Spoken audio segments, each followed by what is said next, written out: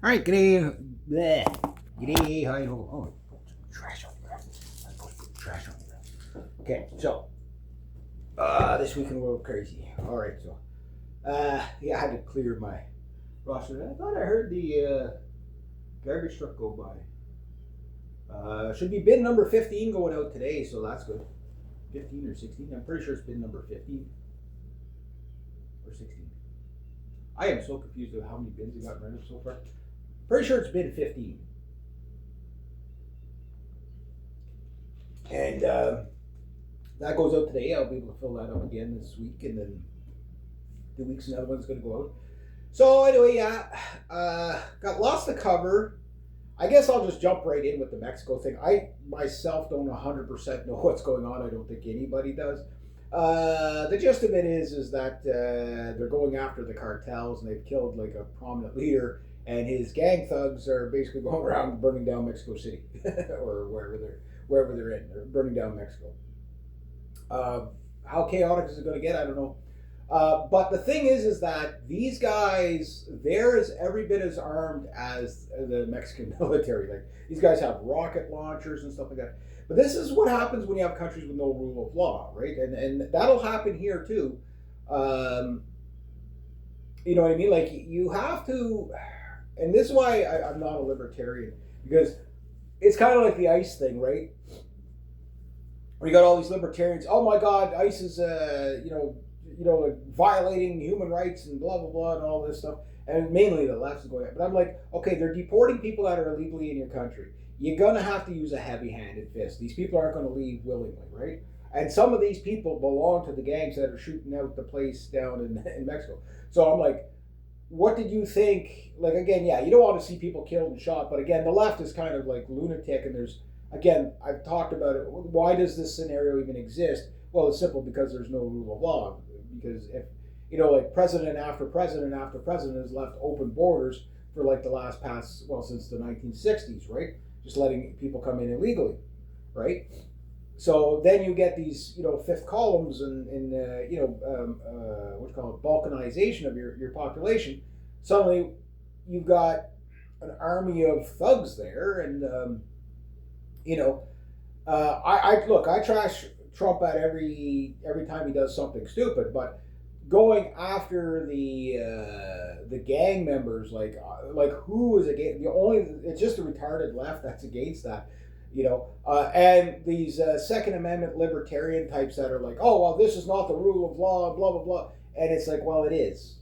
Like you're dealing with hard people, and you have these obstructionists in the way, like this idea that we can't like everything is like unconstitutional, and it's kind of like, see, the right uses everything's unconstitutional and authoritarianism as their argument, and the left uses everything as a human right and their argument, right? And the thing is, there's like we need the nuance in the middle of okay, well, you can't have foreign gang thugs running around. You just can't have illegals in your country, period. And when the argument comes out, nobody's illegal on stolen land, you can tell those people to go fuck themselves. Say, well, exactly who stole what and where, what dates and times. You know what I mean? And like again, like the Billie Eilish stuff. Like they say that to be edgy and cool, and because it's there's no backlash for them saying it, right? They're just virtue signaling. They have no idea of the history and culture of what actually happened here. You know what I mean? Like they have no knowledge of it whatsoever. And nor do they have any knowledge of what the world was like 500 years ago, like worldwide. Like name a place that wasn't in turmoil, right? But that comes from the privilege of having peace. I hate to use the buzzword privilege, but these people, like, they're so privileged, they don't realize that the rest of the world lives like that. And when you invite them here, it's like I've been saying since I was a kid. What happens when you take refugee A and refugee B who are fighting each other in the old country and you bring them here? Well, eventually they're going to do the same thing here. Now, they are, like all over Canada, you've got these Pakistani and Indians and whatever shooting at each other's houses, right? And, well, you're not allowed to arrest them because it'd be racist, right? So Carney has actually done stepped in the right direction anyway with, cracking down on bail reform and stuff like that. But we need to take it a step further. Like there has to be like a zero tolerance. Okay, you're in the country illegally. It's 12 years. You get deported right away. We'll detain you until the day of your deportation. Um, if your first act of coming in our country is breaking law, there's no excuse because there's no like if you're a refugee from another country and you have a legitimate refugee claim, you come through the front door, we'll hear you out. You know what I mean? But refugees have to go back at one point. You know what I mean? Like this idea that you're here forever and you automatically get citizenship. No, like that was what Trudeau did, right? He messed the system up a lot. But the thing is what people are going to see out of this Mexican thing is why the ICE raids are important, why cracking down on immigration is important. And that is becoming a theme. Like, yeah, we're in a everything disaster, and you can't blame everything on the immigrants. I know that. But you can blame a lot of the high crime on it's not the white people categories that are going up in crime. You know what I mean? It's not the old stock Canadians or old stock Americans that are going up in crime. You know what I mean? It's the newcomers. It's these people from these gangs and stuff like that. So whatever Sheinbaum decided, I think what it was Trump was probably threatening her, saying like, you either take care of the cartels or we're going to take care of it. And well, Trump has said that. And the thing is that she's in a rock and a hard place because like all of South America is run by cartels, pretty much to one degree or another. So, like the real violent gangs and stuff like that. Now, mind you, Mexico will be better for like it's bad now, but if the Mexican government actually wins, most Mexicans are going to benefit with these fuckers being shot and killed, right? Oh, but their day in court, but once they're out in the streets as an armed rebel, I mean, they forfeit their day in court. You know what I mean? Like, this is what gets me about fucking, these, like, there's people like, there's like, you gotta live in the real world. Like, sometimes, like, you gotta break an egg to make an omelet. Like, I just can't understand these constitutional types that are like, this is unconstitutional. You're under a fucking attack. You know what I mean? You gotta get these people out. Now, in America, they've got a daunting task of removing 40 million people. Now, the good news is most of them are not hardcore drug cartels and so that. So you can get most of these people out probably fairly easily. But you have to understand, the United States is offering some back intelligence and surveillance for the Mexicans. So the Mexicans are doing the heavy lifting to get rid of these cartels. And again, it's really new boss thing as well. Like, it's just one mob boss taking out the other mob boss. That's all that's going on there. Because like, you get rid of every cartel. Does that mean the Mexican government's going to be not be corrupt? Of course not. You know what I mean? It's just there might be more. It might be more safe for the average person, more orderly. So you'll see like second world, corrupt government instead of third world corrupt government, right? Mexico is kind of like a second world country industrial wise, but in a lot of ways it's still a third world. You know what I mean? Like in the like once it still is. It's most of South America is like that. It's two-tier. It's either you're wealthy or you're living in a cardboard box or you're killing everybody as a cartel. Like it's kind of like the three positions of South America. Pick a country, any country. Now Salvador's probably done the best so far, but even at that, it's still, there's still a lot of problems there too. Javier Milei, well, he really fucked Argentina.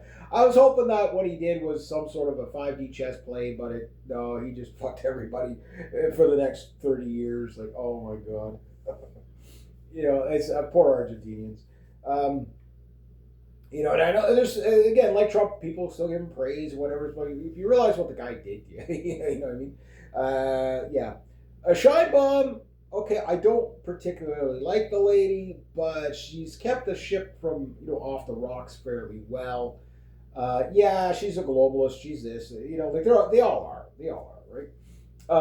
But, like she's a lot better than most South American leaders.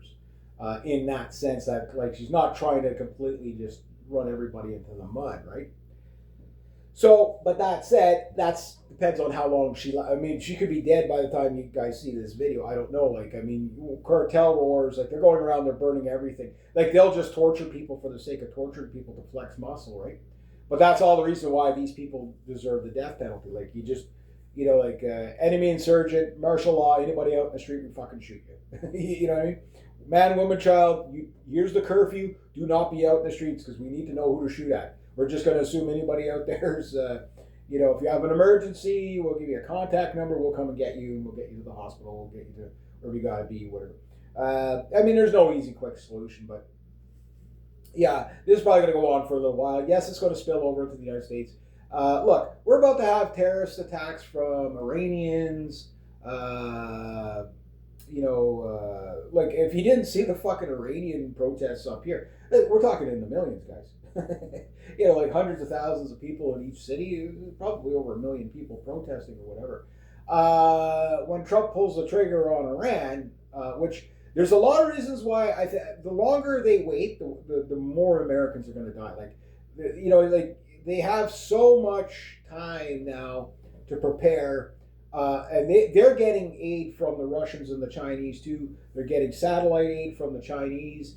The aircraft carrier groups are pretty much sitting ducks, if you ask me. They've got cruise missiles and anti-shipping missiles that can reach the same range.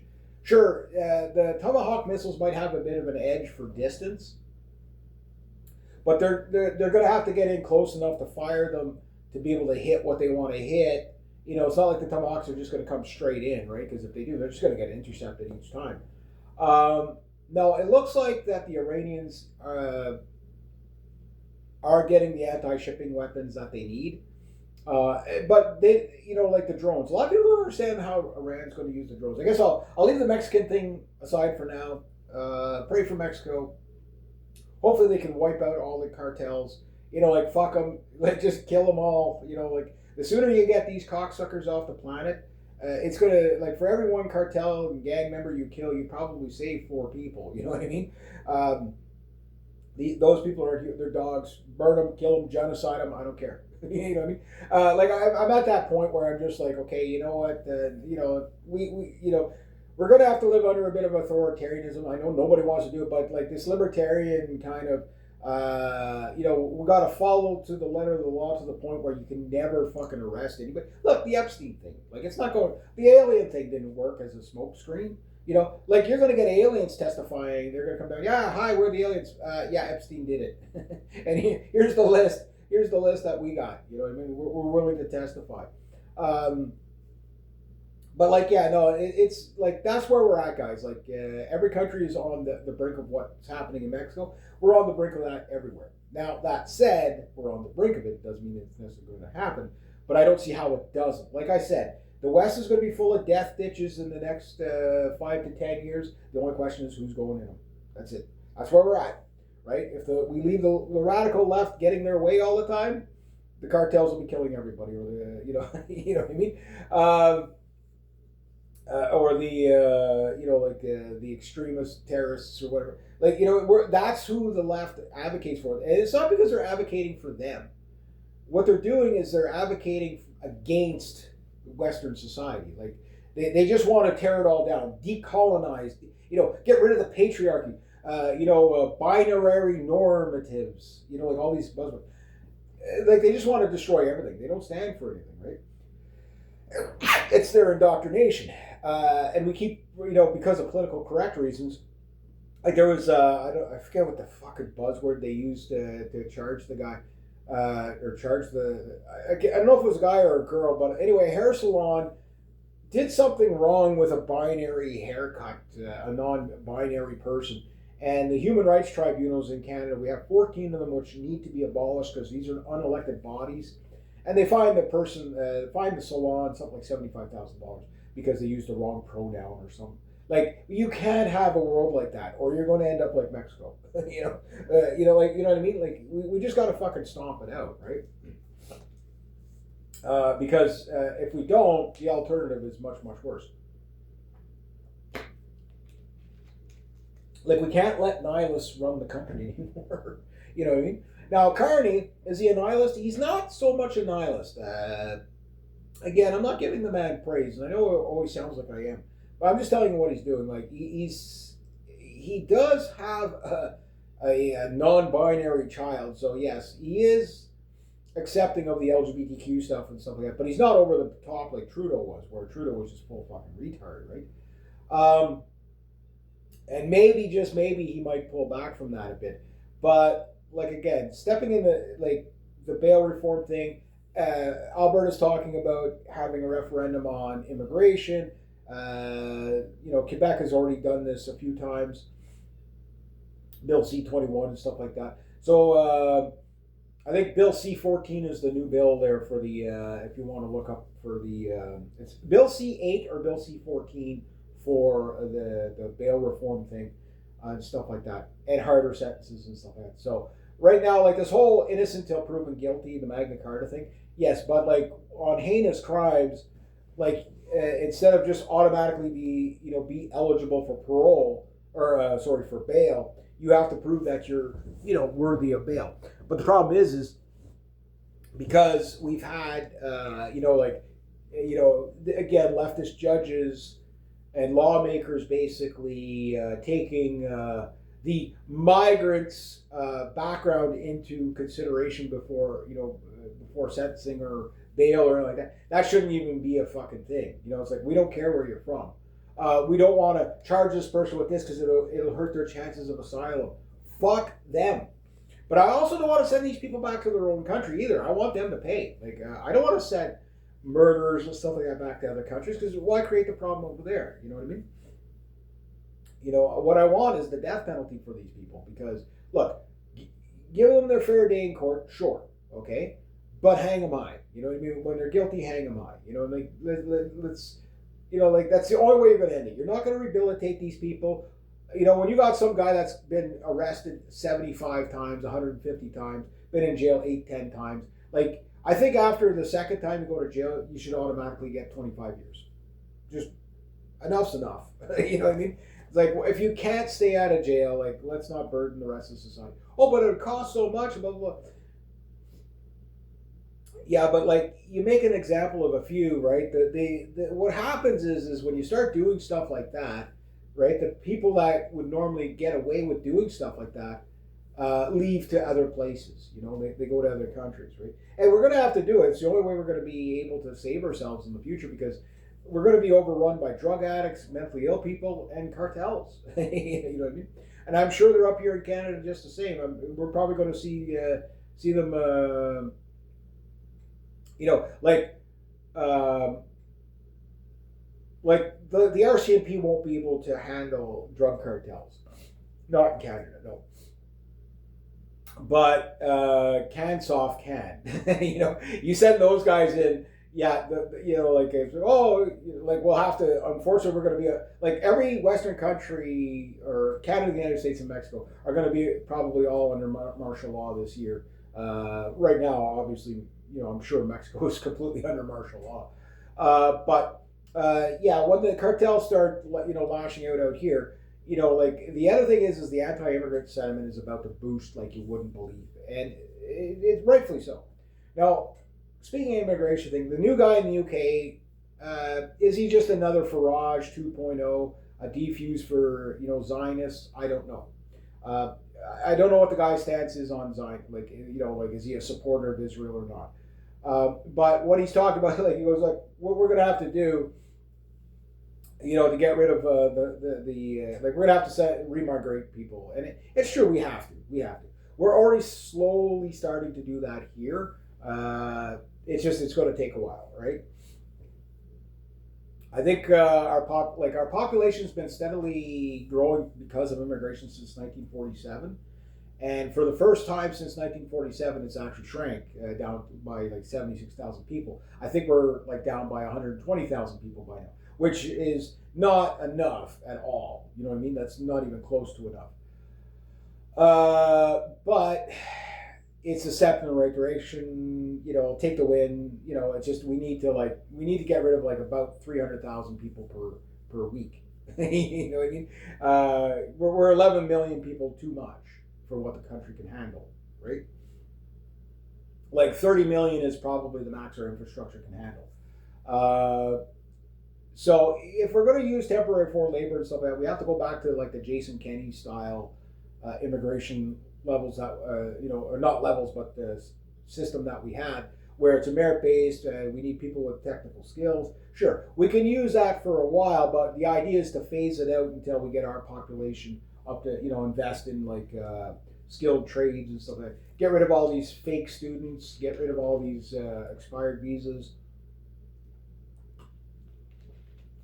Get rid of like give them one chance to self deport, and then after that, it's an automatic 5 years in jail, and then you're deported. You're never allowed to come back. You're not to visit, not to vacation, nothing. Like we got to start doing stuff like that. Like it's will we? I doubt it, but it's what we need. And like fuck the left. Like with this. Oh, you're racist, bigot, and nobody's illegal on stolen land. Yeah, and yeah, look what's going on. You know what I mean? We're about to have like the biggest explosion of mass violence in all our countries from foreigners, right? We already are. Like the RCMP is like trying to crack down on, like Carney's gun grab, right? Like it's like, okay, yeah, Carney's gun grab is this dumb thing. Hopefully he'll just kind of kick that down the road, to pretend to appease his base. But it's like you got people running around shooting at people's houses, all these, Indian, Pakistanis and Indians and stuff like that, doing all this violence. Haitians, like the Haitian gangs are well known in Canada. Time to start deporting them. You know what I mean? Like it's just we don't need these people. And the ones that break our laws, like just fucking hammer them. Hammer them into the fucking ground. Make them pay. Like enough's enough. Anyway, that's my take on that. But yeah, so the guy in the UK, he's basically, Nigel Farage is like, what they're asking for would cause like an airplane flight a week type of thing to get rid of all the people that, at the rate he wants to do it. And like, I'm pretty sure, okay, let's add this up, okay? Let's take we'll take an Airbus A380, the biggest commercial plane on the planet right now, right? 4 big engines. There's only a handful of these things on the planet. They can take 500 passengers at a time, right? Now picture 500 welfare passengers. Okay, the UK or Canada or whatever. Okay, lands the plane. We'll pay for the fuel and takeoff. We pick a country each week. We load it with the remigration citizens. Okay, we load them all up. Free flight back home. Bang, there you go. We document every person, fingerprints, retinal scan, photographs, blood, like, yeah, sure. It's a violation of human rights to a degree, but the idea is to protect ourselves, right? So that when they try to come in under another name or something like that, that they don't get away with it. And when you catch them, you put them in jail for 12 years in a labor camp. That if you want to scare people away, labor camp. Like nobody wants to be in a gulag, right? So it's like, yeah, just get them breaking rocks. I don't care. Just chain them to a post and fucking break rocks all day. Yeah, rain or shine. Yeah. And show it on TV weekly. You want to see people not break the law? Yeah, you'll end up like this poor bastard who thought he can get away with it. Anyway, you send the plane out, okay? Costs $500,000 every time the plane takes off. $2 million, whatever it is. Okay? You say, oh my God, that's outrageous on the taxpayer.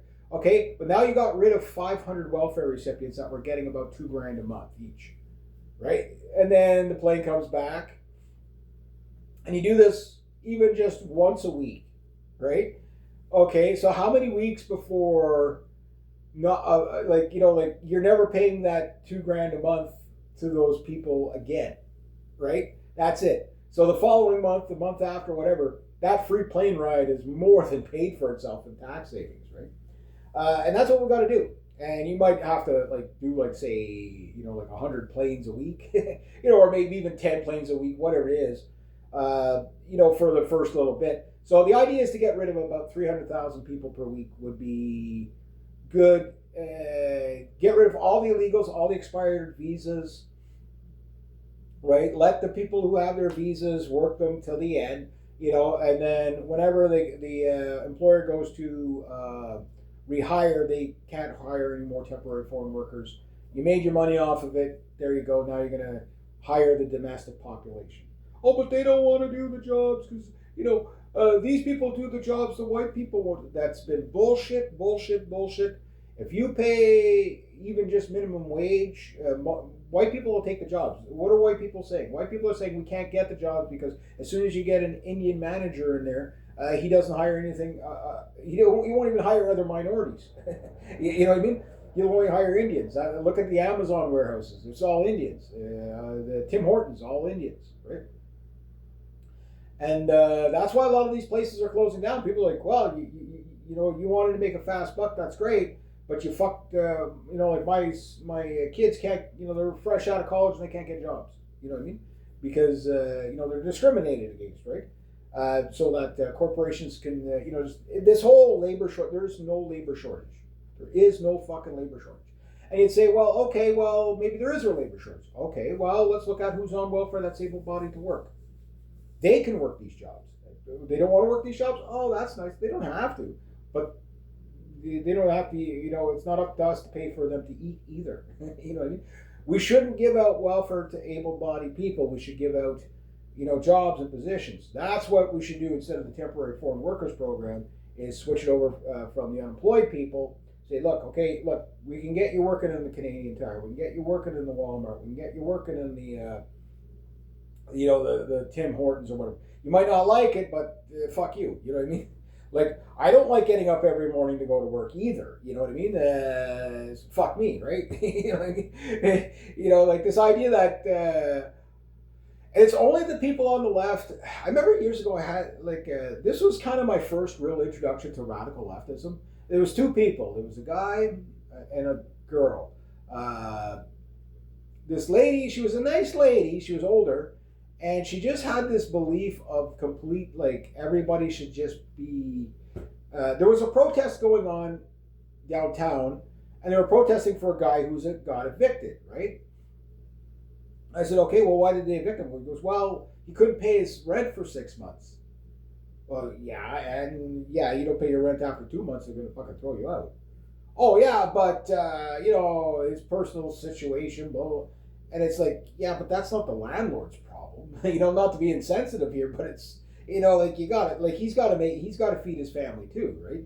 You know what I mean? But they just look at it, no, that's the oppressor. You know what I mean? It's like, and I was trying to explain, yeah, but if you were running a business and people came, well, sorry, I'm not going to pay you for 6 months, you would go out of business. If people don't pay, then, you got to pay. I'm not one of those people that like the gouging, rent evictions and stuff. Yeah, sure, you can pick on the landlords for that, but no, you got to pay your rent. you know what I mean? But they didn't see it that way at all. They were just like, no, this guy should be treated with compassion and respect. And I'm like, well, the guy's not paying.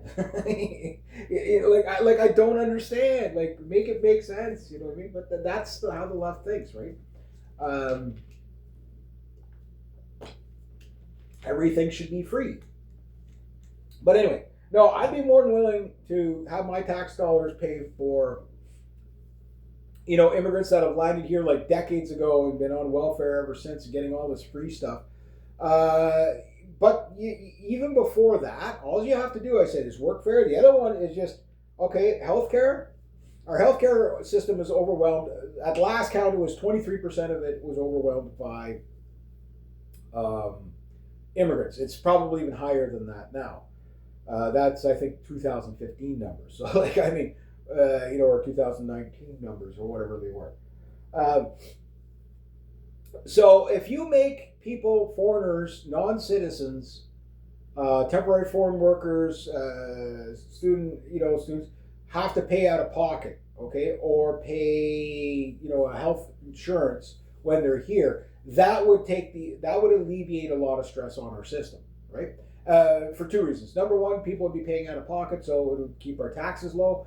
And number two, it would be a lot better because the people that came here just for the free stuff, they're not coming. They're going to go away. They're going to go take advantage of somebody else, right? And that's the thing. They're coming in to take advantage. They're not, all this. Oh well, we need them. They're cultural enrichment and all that. That's all bullshit. It always was. It always will be. No, these people, I don't blame them for taking advantage of a system that's set up to be taken advantage of, but we can't do that anymore. Like, it's not sustainable. And I don't care how much you think these people deserve, they don't deserve fuck all. They never paid, they come here and they take advantage. There's no reason to keep them here. Send them home. The plane ride's cheaper than the welfare. You know what I mean? You know what I mean? Like, it's a, you know, and I know that's the angle that say, oh, because these plane flights going home would be so expensive, whatever, blah blah. We can't afford this, we can't afford that. But you're saying, yeah, but everybody on there is a welfare bum. You know, if you get rid of 500 welfare bums, 100 to 500 welfare bums per flight, you know what I mean? Every month after that, you're saving money. You know what I mean? And that money could go back into A, more flights to get rid of people. B, could get rid of, you know, it's going to lower crime because, you know, the low rungs of society are where most of the crime is. It's going to alleviate housing prices and renting prices. It's going to alleviate, you know, the hospitals. It's going to, you know, like alleviate some of the pressures in the school systems.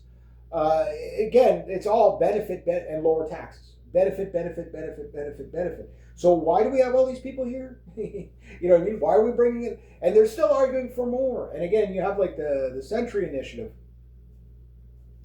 you know, that wants 100 million people in by like 2050. At first it was 20 by the year 2100. But no. We need 100 million people in Canada because if we have 100 million people, then we'll be more competitive on the world stage. And it does not work like that at all. You could have a population of 10 million people, and if each one of those people are incredibly productive and, you know, really high IQ and, you know, very advanced technologies, blah, blah, you will do better than a country with 100 million people of low IQ, right? It's just, it is what it is. 2 million people in Jamaica, 300 to 500,000 in Iceland. Which economy is doing better? You know what I mean? Tropical island with one of the highest crime rates in the world, with 2 million people, so pretty much solely relies on tourism, but can feed itself from the sea, it can feed itself from the jungle, blah, blah, blah, blah, blah. Iceland, a fucking desolate volcanic rock, yet these people are feeding themselves from the sea and running geothermal volcanic energy to run their island. Like who's doing? You know what I mean? Like, give me that argument again about populism, right? You know, like population. You know, like, yes, to a degree, yeah. Like a country with, like, say 4 million people is probably not going to be industrious as an average, you know, country of 10 million people, but it's not an absolute. It really, if you're comparing mid-power countries, you know, second world, third, and first world countries against any third world country, guaranteed they're going to be doing better regardless of the size of population. No, most of these Century Initiative people are just anti-white. They just, well, we hate European culture and colonialism and patriarchy and, you know, all the Frankfurt School of Thought stuff, right? And it's really self-destructive. Really is. And I'm hoping more and more people are kind of coming out of the ether, whether they're on the left, whether they're on the right. It's like, okay, yeah, but there's just sanity. You know what I mean? Like, we just can't have this mass immigration thing because we don't want to offend people. Like, it's just so stupid. But anyway, yeah, so I'm pretty sure most of the people in the UK would say, you know what? Load up those A380s, send out 10 a week, whatever. Yeah, we'll pay it in our taxes. We'll front the bill. You know what I mean?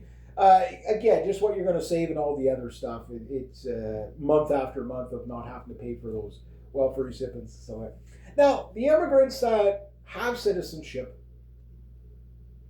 and are contributing to the economy and stuff like that, I don't really take much issue with them per se. Like, I still think we can live in a multicultural society to a degree. You know what I mean? Like, you know, it's more about, like, for example, let's say the only people that ever came to our country was Japanese, right? Well, our crime rate would, if anything, it'd probably go down. You know what I mean? If anything, it'd probably go down.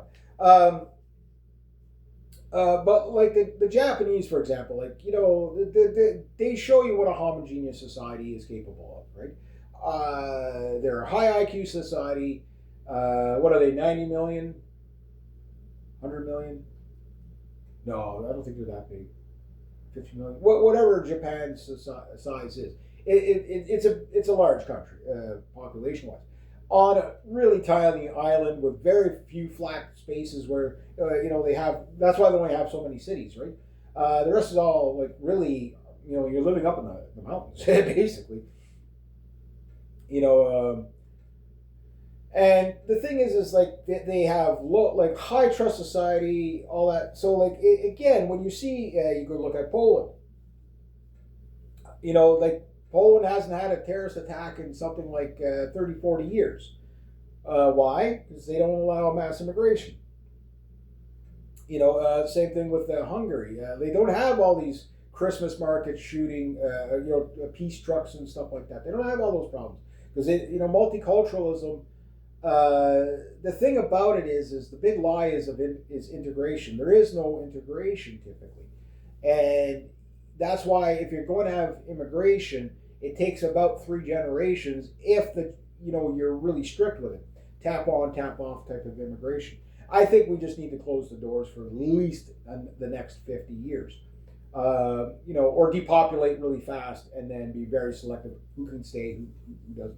But like again, you want people that if they are going to come here, like foreign workers, like for example, like that should only be for like specialized people that have skills that nobody else in the world has. You know what I mean? Engineers, special surgeons, stuff like that. Yeah, okay, you can make an exception for them, right? But like this low tech,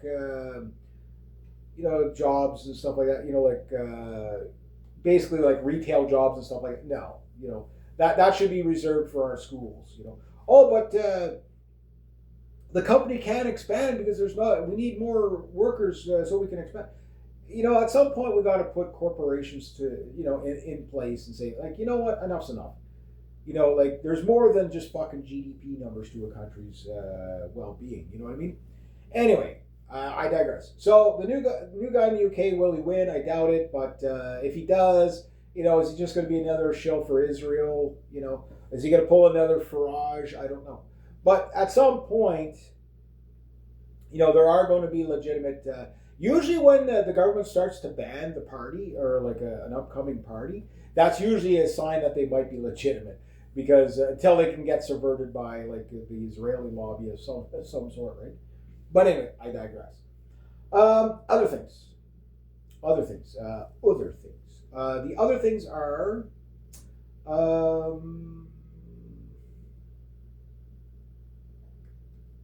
Still looking at the submarine stuff. Doing a lot of research on the submarine stuff. Like the KS-3, Kaesong-3, the South Korean subs and stuff like that. There's about 400 and some odd subs worldwide that are still either in active duty or, not quite mothballed, but like mission ready. You know what I mean? Like they're not mission ready, but like capable of being put, they're in reserve or whatever. And there's only 44, 47 countries that have submarines. We have 4. We're on the small side. The United States has the most with 68 or 69 submarines, plus new ones in the works. Followed by Russia with like 62, give or take. And followed by China with like 58, right? And then after that, it drops off, significantly. Into like the 20s and stuff like that. And the thing is that these submarines, okay, the drone submarines are not quite there yet. And because of that, it still gives submarine technology an advantage. Unlike fighter jets and tanks and stuff like that, which might be going obsolete due to drone technology, right? But we'll see. That said, the procurement for our subs, there's going to be a ways yet. Like the submarines Canada has, a lot of people don't realize how good they actually are. They are our most advanced weapon that we have in the country. They fire one of the, if not the most reliable torpedo out there. The Mark 48, I think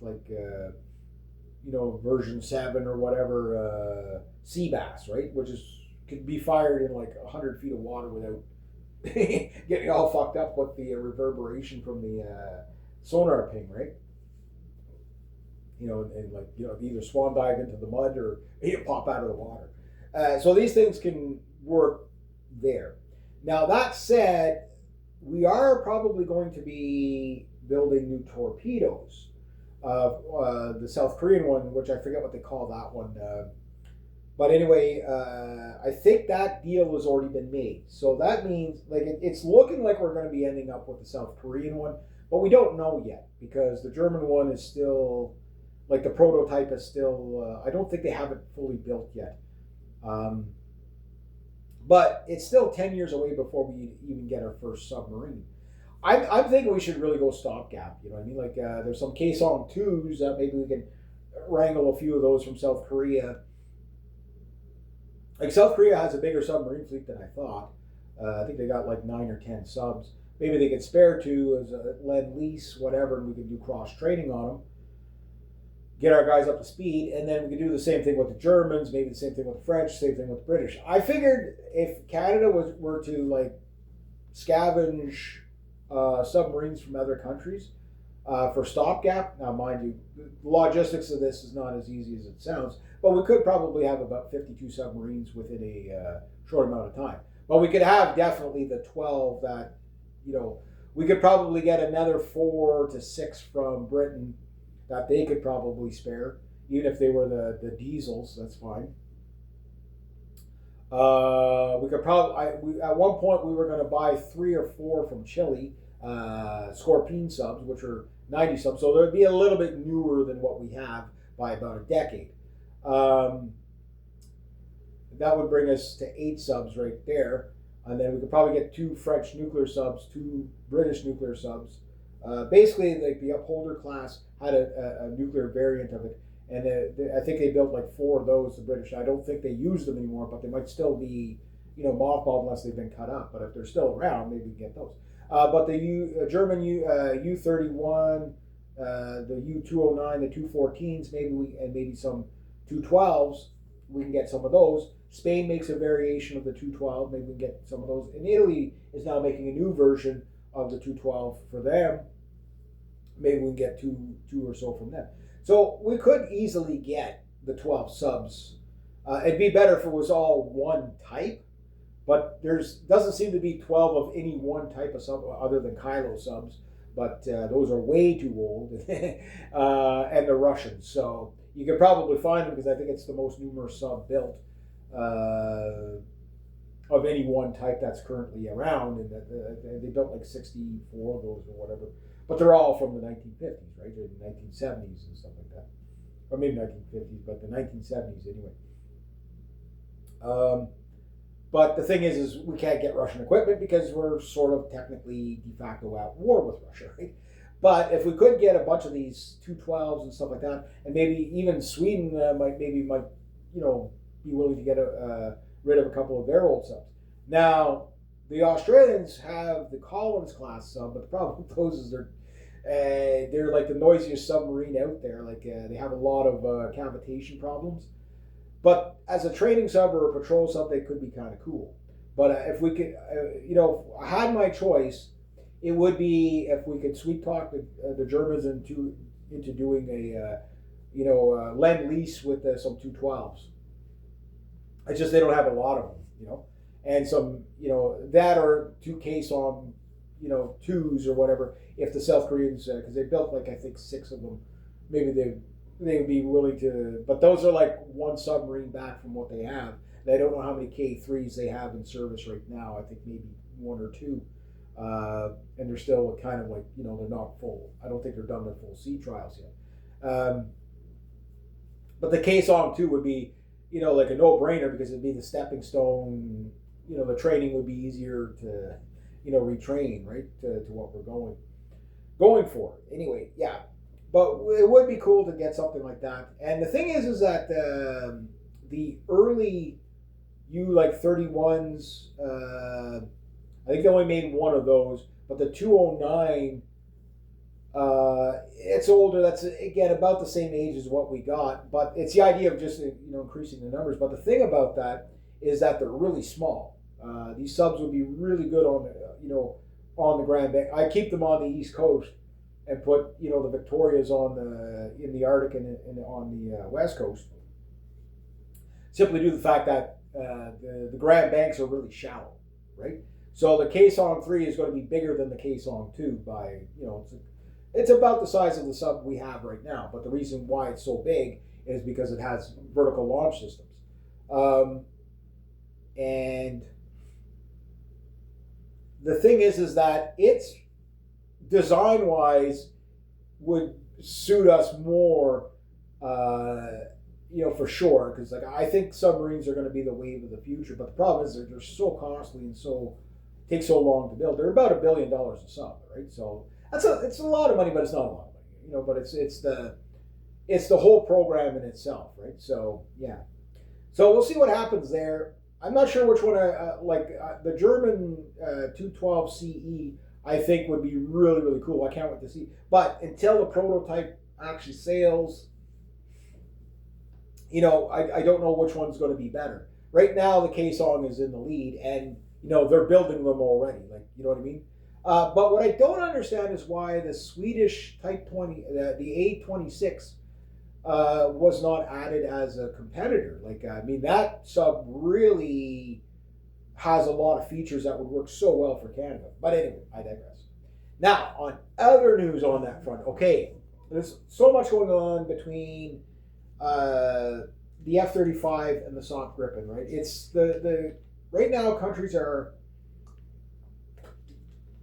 questioning U.S. purchase. Like the United States is losing a lot of weapons customers globally. Everybody's like anything but U.S. equipment, right? And for example, the Australians buying the Virginia class subs, or the whatever the next evolution of the Virginia class, which I think is supposed to be the Columbia class, but I think that's going to be what's replacing the Ohio classes. And there's procurement problems and stuff like that, and they may or may not go through with that deal, right? I'm not sure. If you're Australian, let me know how that deal's moving up with the submarine, right? But a nuclear sub would make sense for the Australians just because they got a big body of water down there. We've got 3 oceans to deal with ourselves, sure, but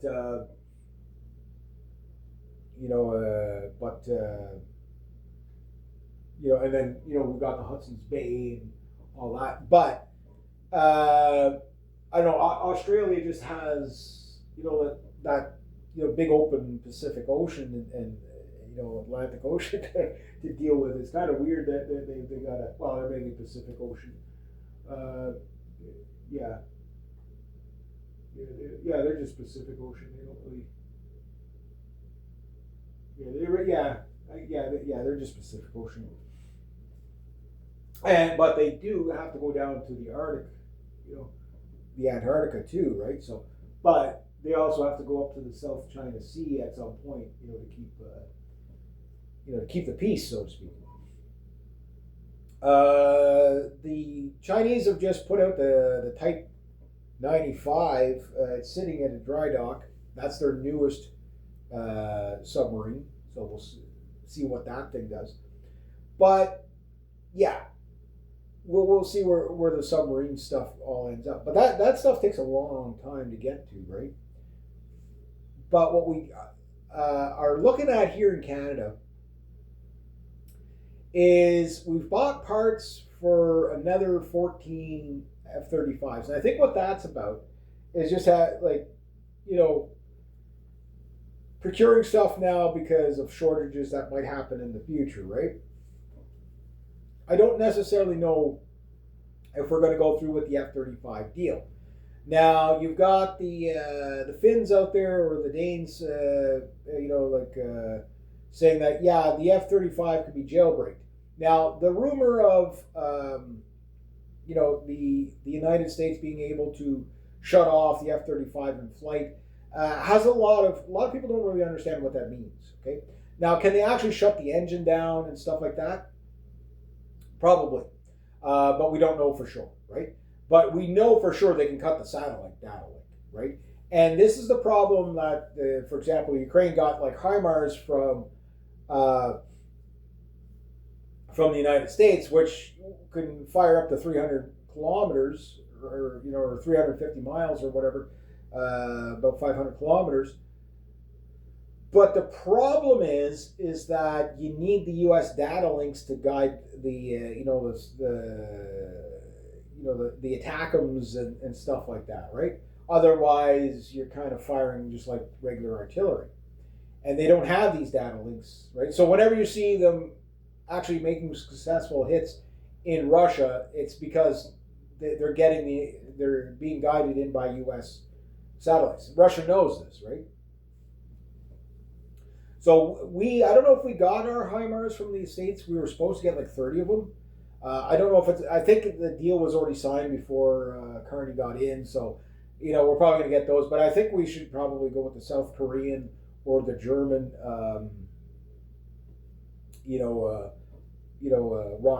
mobile rocket systems that they have. But anyway, yeah. But that said, the Saab Gripen is still proving to be a better aircraft almost overall in comparison to the F-35. One area where the F-35, a lot of people don't realize this is, I myself didn't realize this until I got some more research on it, but the F-35 is really not Arctic compatible. It's a bad aircraft for everyday use. It's good for special missions, but it's bad for everyday use. Why? Because number one, as soon as you fly it, you only get a few flights before you have to repaint the aircraft with the stealth coating, right? So there's that, just that alone. Otherwise, it compromises your stealth, right?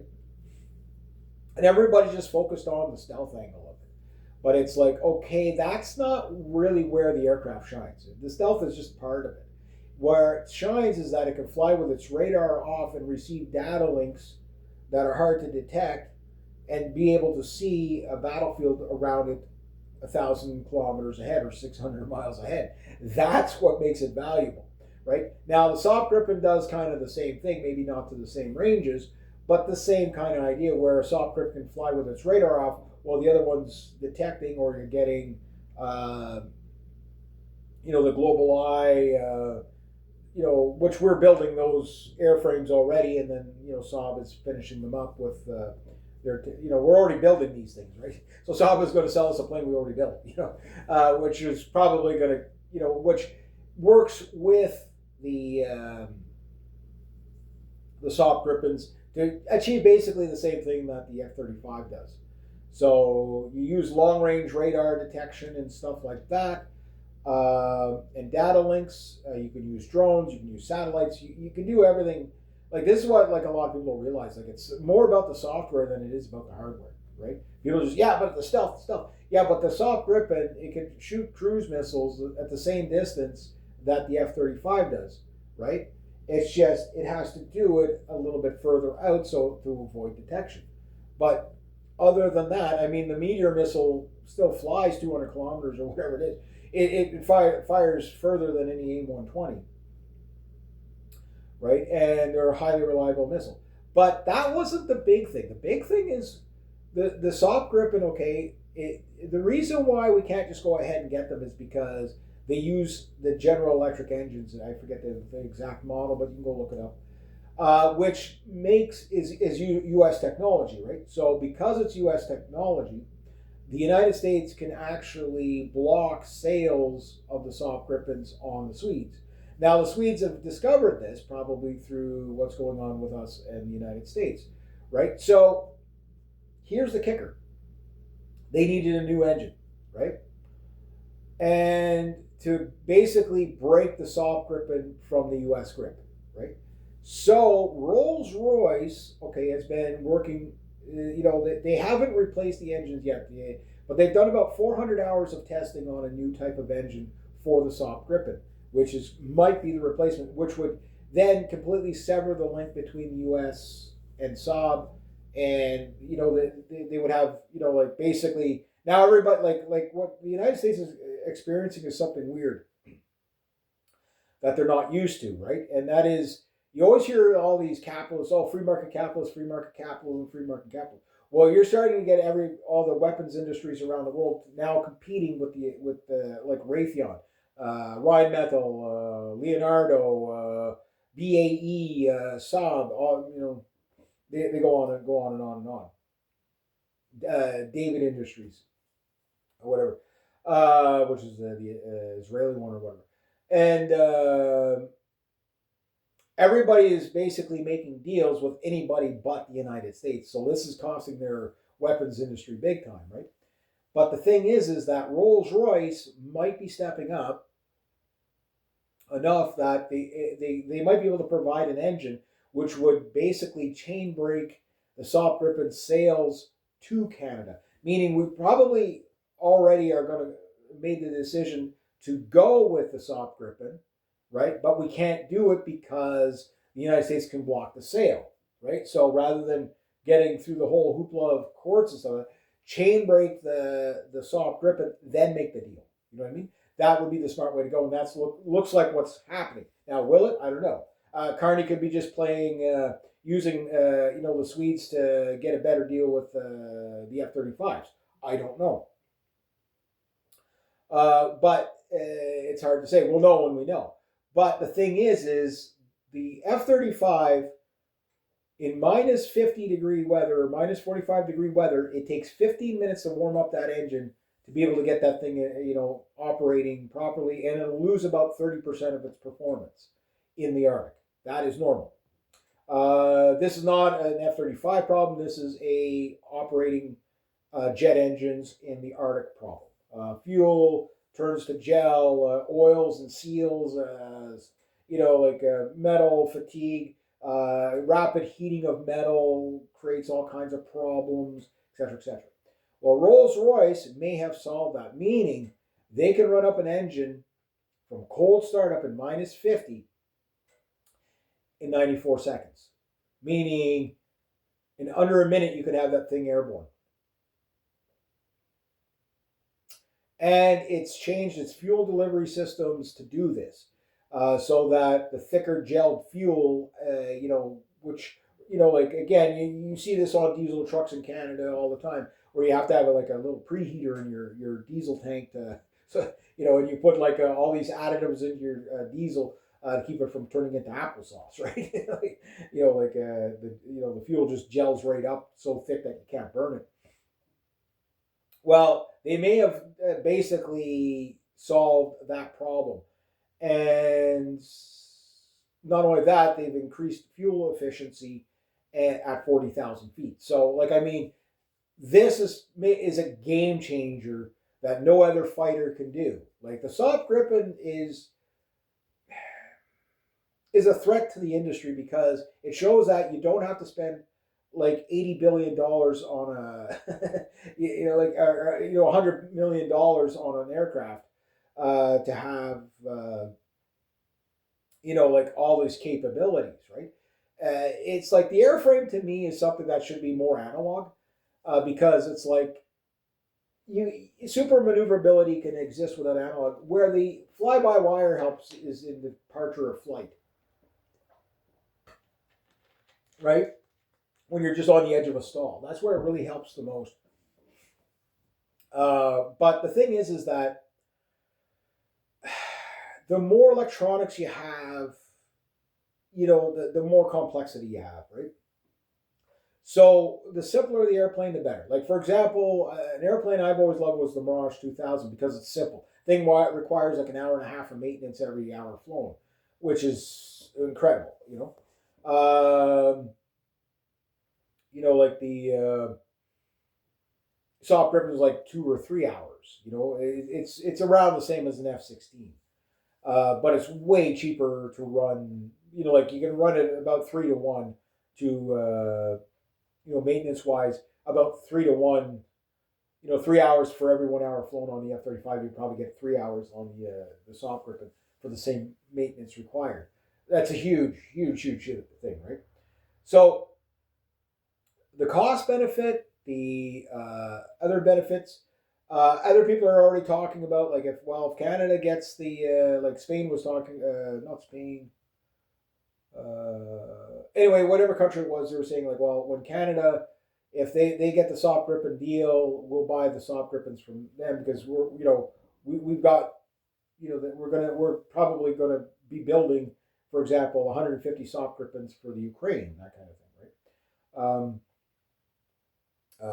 So like the deal is not signed yet, but I think the engine has to be it's probably be a year before we'd see it at the best. It depends on how fast Rolls Royce can really make this work and how fast Saab can integrate this new engine. But if they do, they could probably replace the entire fleet of engines, meaning every country will be chain braked from Raytheon, like or General Electric, right?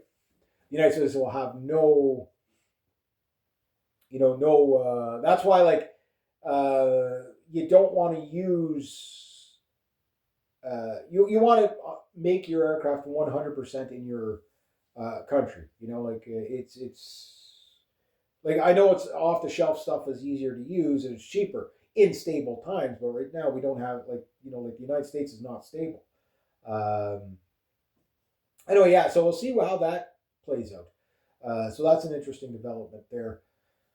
Next to that, the Olympics. I haven't really been following the Olympics. Yes, some people have been teasing me about the Americans winning the medal.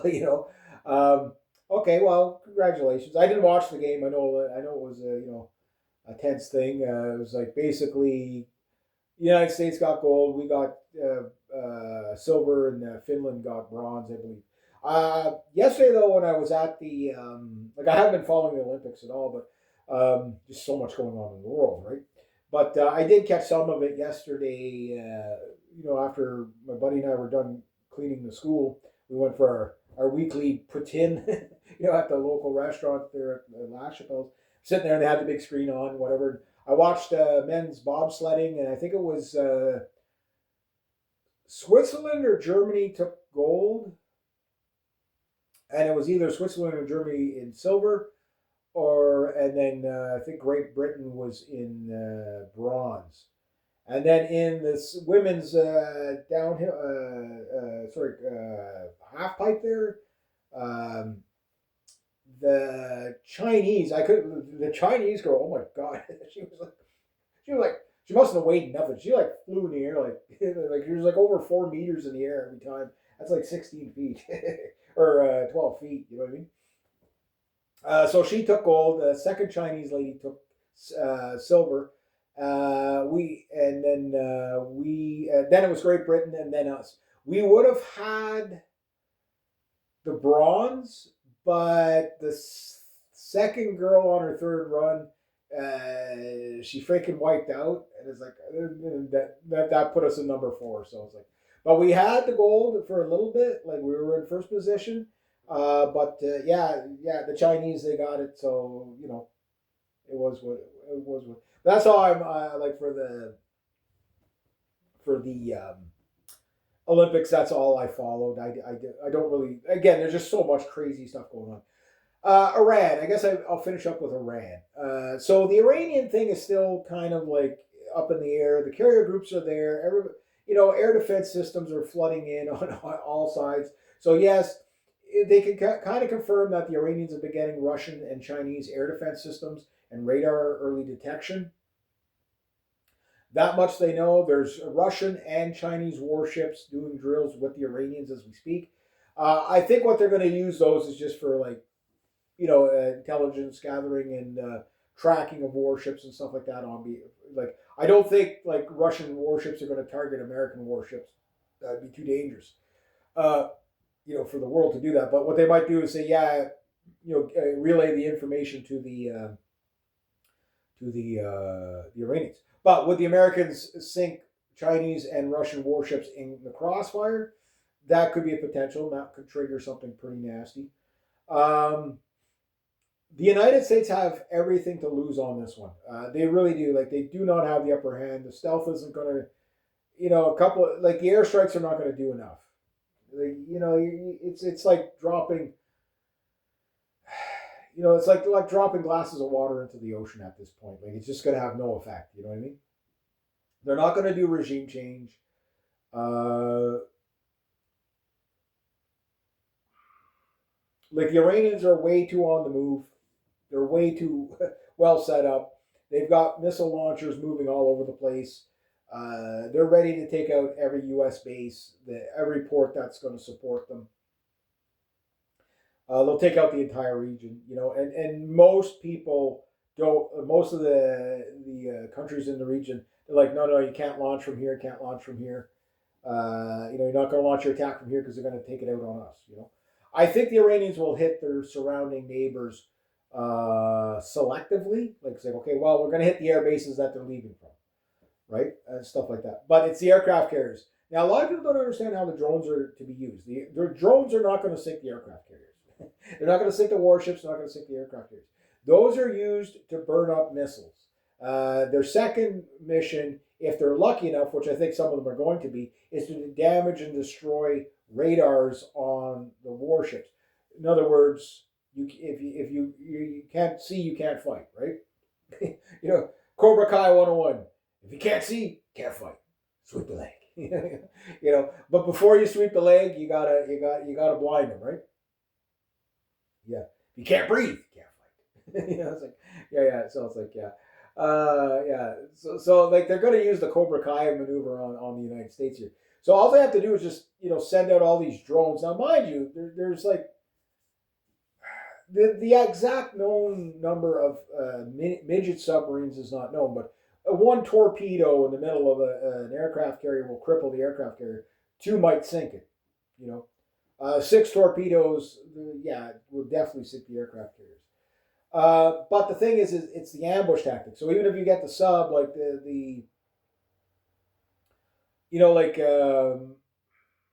if they have like even the old Soviet style rocket mortars, sea mortars, in the Strait of Hormuz, World War II sea mortars and deck charges will be more than enough to sink any submarine that, because you won't be able to dive a giant Virginia class submarine, in the Strait of Hormuz. You'd be lucky if the top of the top of the sub doesn't get clipped by a freighter. You know what I mean? Plus the sea mines, plus this, plus that. They're going to control that really quick, and I think that like they're ready for full force retaliation against the Americans because like the Iranians have been gearing up not to so much. They know they can take Israel. Like one-on-one, Iran would mop the floor with Israel. Even with the nukes, the Israelis don't have a chance. They'd be wiped out probably before they could even launch the airstrike, right? And I think like this time around, like all these old missiles that they're bringing in from old stocks, older Patriots and older, like you're going to burn up those trying to shoot down these almost completely unstoppable missiles, right? And the Iranians are going to be doing the same thing. Yeah, we're going to shoot our cheap stuff at your cheap stuff first. But the thing is your cheap stuff is way more expensive than our cheap stuff. And we have probably way more of it, right? So the Patriot batteries are not going to do much. At best, they're going to have a 50% success rate. Look, a lot of people think that the United States is completely invincible. They're not. Look, whenever cruise missiles come in, like last year, there was reports twice of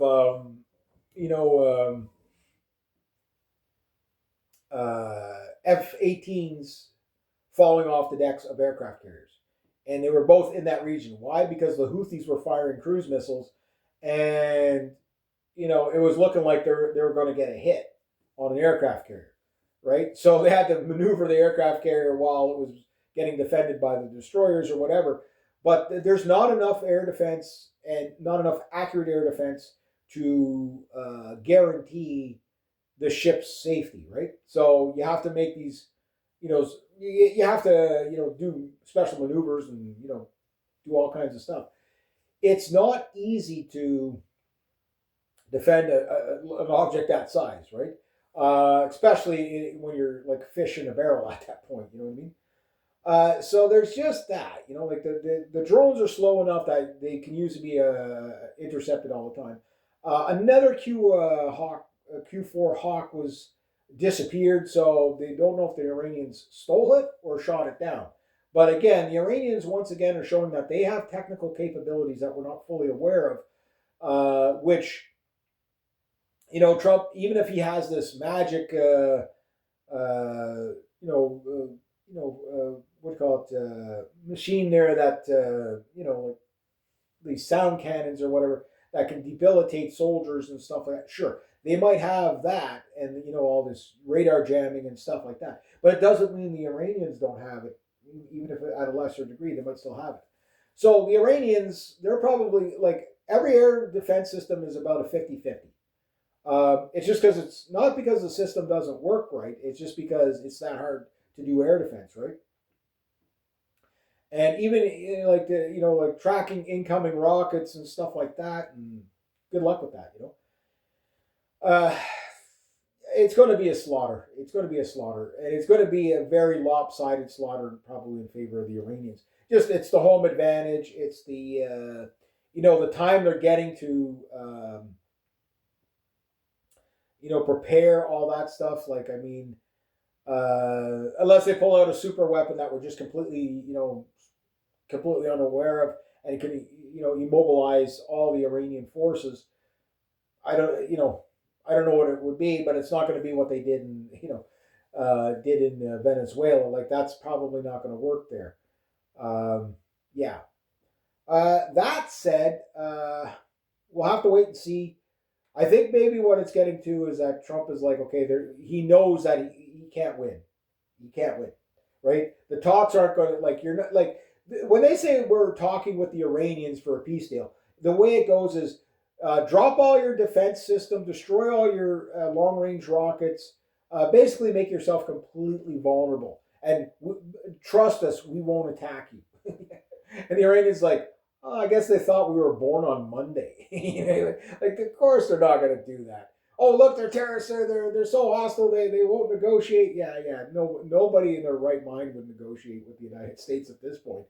It's like, yeah, yeah, yeah. Completely disarm ourselves and trust you won't attack us. Yeah, yeah, right. Of course, those talks are going to go nowhere. It's all for show, right? But that said, it's also for pretext. It's like, oh, look, well, we can't make a deal with them, so we have to attack them. And the thing is that the threats don't scare the Iranians. Donald Trump is not threatening. It's the moon over Parador thing. It's like, it's a false threat, it's false threat, false threat. But when he makes good on the threat, it's going to be a disaster. Like, it's their war to lose. Trump, he has to know this at this point. The Israelis don't care how many Americans die. The Israelis fucking hate you. They like if you just listen to what they say about the Americans, it's yeah, they think you're stupid goy. So and they think that of just about everybody. But it's like yeah, they want you to die for their cause. It's two birds with one stone. They want to destroy Europe. They want to kill everybody. They're fucking crazy. And I know it's not all the Israelis, but the ones in power, yeah, they're all fucking insane. Right? Like, but anyway, yeah. So that while that's going on, we'll wait and see till that kicks off. But it's going to be an absolute nightmare disaster. Then God knows how many sleeper cells. Like, look, you're about to have drug cartels rise up in the United States, and as well, and basically all these Islamic, Iranian, sympathizers. They're about to all rise up in terrorist attacks everywhere. So keep your head on a swivel wherever you go. But Donald Trump's going to get a lot of people killed, and I think he understands that now. It's like, how do you get out of this? Well, you can't get out of it when you're taking Israeli money. You know what I mean? Like like that's what they paid for. They paid for you to kill Americans to eliminate their enemies. They want to fight Iran. Israel wants to fight Iran to the last American, the same way NATO wants to fight Russia to the last Ukrainian. Right? It's not rocket science here. You know what I mean? But like I can't see any U.S. commander sitting there going, "This is a good idea. We've got the upper hand. We can win." You can't win. It's just, can you control the amount of losses you're about to take? Guys, even if the Iranians only had World War II type of technology for like sea mines and stuff like that. It's dangerous enough. You know what I mean? It's just they've got geological advantage there. You know, like basically the Strait of Hormuz is just a giant river. You know, they can control that. You know what I mean? And then, like I say, once you get a couple of like you send out 100 drones, you only need one or two to bash into the antennas and the you know the AESA radar, not AESA, the what do you call it, the Echelon. The hell's the radar there? Those the big radar panels that are on the Ollie Burks and stuff like that. You take those out, that's it. Like it doesn't matter what satellites you have and data links you have, you're not going to get the link once the antennas are broken. Like once that communication is broken. Now the thing is while these drones are coming in, so is the electronic warfare. You know, so if they can jam the warship's signal for like a second and a half, that's all you need to blind the warship for like a second and a half, where it can't target incoming drones or cruise missiles or hypersonic rockets. You know, like if they got Dongfang 11, Dongfang 17, Chinese made anti-shipping weapons. These are aircraft killers. That's what the Chinese designed them for, to fly 1,500 miles and knock out an U.S. aircraft carrier at hypersonic speeds. You know, Mach 4 plus, right? And they come in. They don't come straight in. Like to track those things would be impossible. And at that point, you just gotta hope that it's made with typical Chinese quality. You know, on a Monday. You know, or the Friday. You know what I mean? Just hope it's the done. You know what I mean? Because they only have to get lucky once. I remember seeing this like like when they shoot down, like doing tests and stuff. But like, yeah, we have to be 100. You know, like we have to shoot down 100% of whatever is coming at us. They only have to get lucky once. So you fire one missile, you might not get lucky. You fire 10, you possibly get. You fire 100, you're guaranteed to get lucky. You know, what does 3 hypersonic missiles hitting an aircraft carrier look like? Everybody dead? You know, again, are we going to like this? And the thing is the air power can't stop it either. You know, like you can send up all the Super Hornets you want. You know, like sure you could chase down. You know, like the Ukrainians they're chasing down. You know, with the Mirages. Yes, you could chase down. Cruise missiles and stuff like that. Shoot them down, sure, but that burns up a lot of resources. You know what I mean? And again, what happens when you get a tanker shot out of the sky? You know what I mean? Like it's not like this is a bad idea. This is a really bad idea. But anyway, I'll leave it at that until the war kicks off. It's Trump's to lose. I think that would create a lot of it's hard to say. It's amazing how much people will put up with. Like at this point, like if we haven't reacted to the COVID lie, we haven't reacted to the climate change scam, we haven't reacted to all the hate speech laws. Yeah, I mean, there's reaction, but not enough. You know, I'm sure all these Americans get killed, and there'll still people volunteer, to go and die. You know, thinking that they're fighting for democracy, women and children, or whatever. Like, it's just the world we live in. It's just crazy, right? Last one, there was a submariner on a U.S. warship. I don't know if it was an Ohio class or a Virginia class, but anyway, they had to surface and near Greenland, and basically they sent out, I guess, a helicopter or whatever, picked up the U.S. soldier, took him back to the hospital to help him. Whatever happened to him, I don't know exactly what happened to him. But anyway, Donald Trump took a tirade. Instead of saying, thanks for helping our guy out, I'm going to send the World War II hospital ship, which wasn't ready to go, so they're not going to be able to send it anyway or something like that. It's just like the fucking man, you know what I mean? Like, what's wrong? What's wrong with him? You know what I mean? Like, just, like it's beyond being a senior. You know what I mean? Like, it's beyond that. Look, we were all over Joe Biden for being out of touch and, whacked out and all that. But this is next level. Like, just, somebody does something good for you and you attack them. It just makes no sense. And of course, the tariff thing, okay, you're going to shoot down my tariffs. Okay, well, now it's 15% tariffs. It went from 10 to 15. And we're going to do it this way now. Oh, you want your money back for all the tariff money because the tariffs are considered illegal? Well, you're not going to get it because oh well, it's in limbo. They didn't mention it in the thing, so we'll be there for the. Like just fuck your people over and fuck your people over and fuck your people. Like Joe Biden was bad. There's no doubt about that. But this is a whole new level. This is a whole new level. And again, like more and more MAGA people are starting to realize that we can't. Like Donald Trump is not our guy. He's not fighting the deep state. There's no fucking Q in the Patriots bullshit. They're all Epstein pedophile people. Like that's what they all are.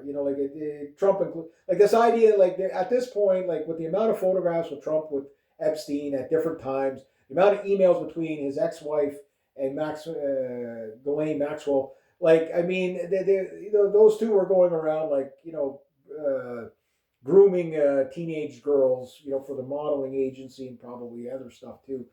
And, like at what point do you realize that no, Trump and Epstein were actually probably pretty close. You know what I mean? It's just I don't know if Trump diddled kids, but probably under teenage girls, probably. I think like the Prince Andrew thing. That's probably what's happened with Trump. That's why he doubles down on protecting these people, his friends. Again, people are pissed. It's not going away. It's not going to go away. You can start wars. You can do this. You can try to get the aliens to cover for you, but it's just not working. And the rest of the world is kind of moving on. Now, not what some people say, yeah, but Reg, Carney's wrapped up in the Epstein thing. Yeah, there's photographs with Carney with fucking Epstein. This guy was like, the idea of him being a Mossad agent is impossible. When he's like, this guy, like, how did he even find the time to fucking email all these people? This guy was just like, tax everybody. But again, guilt by association. Yes, I understand how that works as well. You do need to see some evidence. But I think there's enough evidence that some people need to fucking fry. You know what I mean? And the thing is the UK, they're not arresting Prince Andrew because he diddled a teenage girl. What they're doing is it's because he gave sensitive British information to a Mossad agent. Oh, well, I guess that takes care of that fucking conspiracy theory. You know what I mean? Yeah, because like he wasn't a Mossad agent. He was just giving intel to the Mossad, but he wasn't a Mossad agent. Holy fuck! Openly admitted. No one goes to jail. Nobody. You shut up, you racist and bigot. That's hate speech. Oh my god. Like you can only sit back and laugh at the chaos and madness of it all. But prepare wisely because, like, guys, there's going to be a lot of chaos. Like when the weather gets warm, oh my god. Like we're going to have cartel wars. We're going to have jihadists, in a fatwa against fucking the whole West because of the Iranian war. We're going to have, like teetering on the edge of World War III, nuclear holocaust with the Russians and the Chinese. It's like, can it get any more retarded? I don't want to know. I don't want to know. I didn't ask that. I didn't ask it. But anyway, we'll see what happens. Go watch the Olympics. Enjoy yourself. You know what I mean? Like just enjoy yourself. Until the hate speech laws get to you or whatever. I don't know. But anyway, yeah, that is what it is this week in World Crazy for now. And there we go. So I'm gonna get back to some book stuff. I gotta put some bass strings on my bass. Get some books read, go back up home, see if Frankie's up there. He's probably sleeping because he's a flying squirrel and he's nocturnal and he always sleeps. He mainly sleeps in the daytime so he can keep us all awake at night. How nice of him. Yeah, so we'll see if he comes by and visits me tonight. Yeah, he was a cute little guy. Sleeping on my feet. Yeah, waiting for, I'll have to get something to feed him, I guess, or something like that. I don't know. I got to see if Marvin's out there too. Anyway, there we go.